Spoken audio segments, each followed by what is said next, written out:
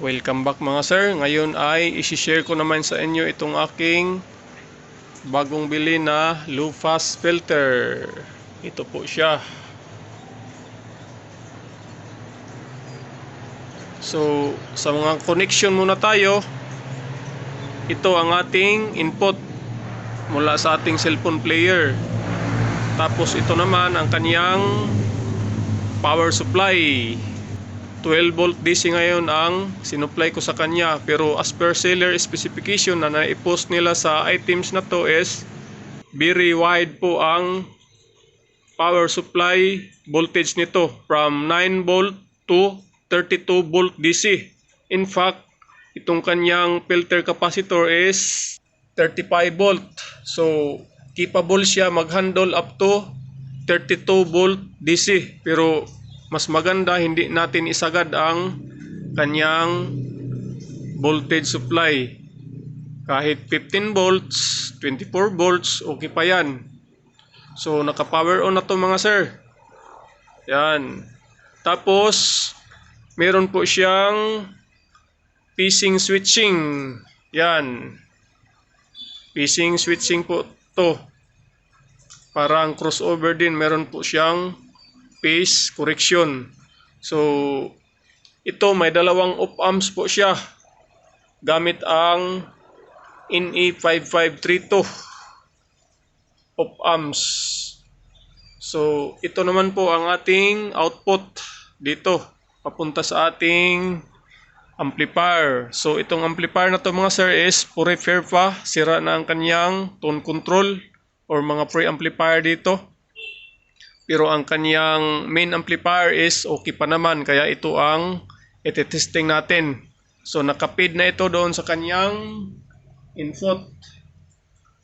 Tapos dito naman sa kanyang potentiometer, ito po ang kanyang frequency adjust. Tapos ito naman ang kanyang gain control. So frequency range nito mga sir is from 22 to 240 Hz. Napakababa lang po. So ngayon, testing natin. Play tayo ng music. Tapos volume.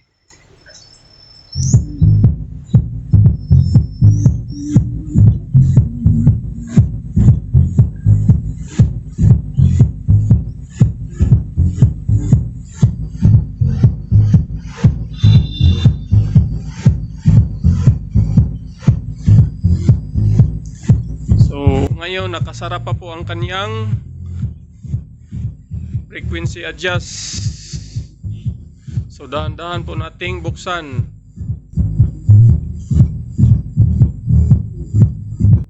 Yan, kung narinig nyo is napaka-responsive po sa kanyang frequency adjust. Kunting pihit lang pakanan is tumitigas na po ang kanyang bass.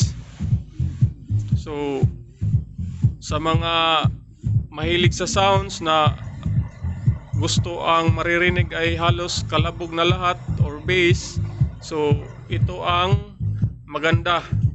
Actually, ang kanyang mga parts mga sir is SMD type na po. Yan.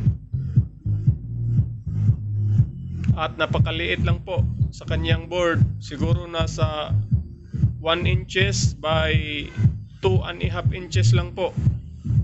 Yan.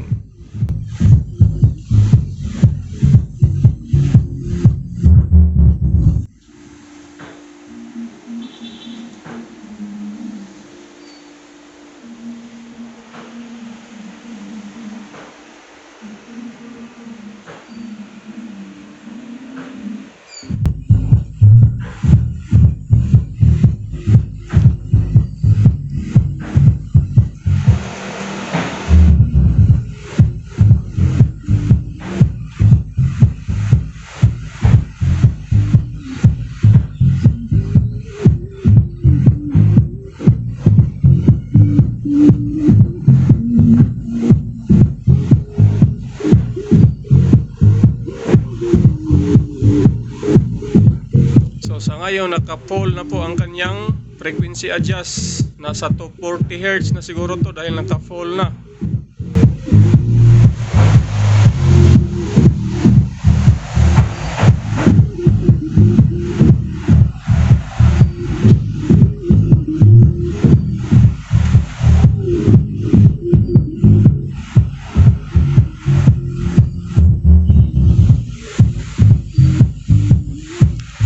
So okay naman mga sir, maganda naman ang kanyang performance.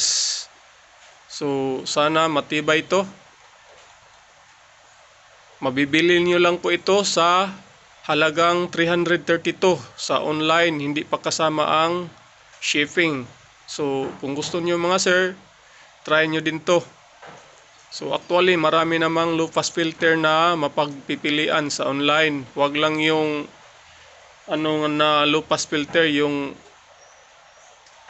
100 plus lang yata yun, or wala lang 100, using only 1 op amps. So pangit yun, nakabili din ako noon, pangit, hindi gaanong nagbabago ang frequency sa tuwing pinipihit ang kanyang frequency adjust. Pero ito napaka-responsive at maganda din dahil gumamit po siya ng dalawang NE5532 op amps.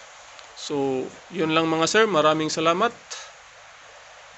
This has been your 59 TV. Thank you.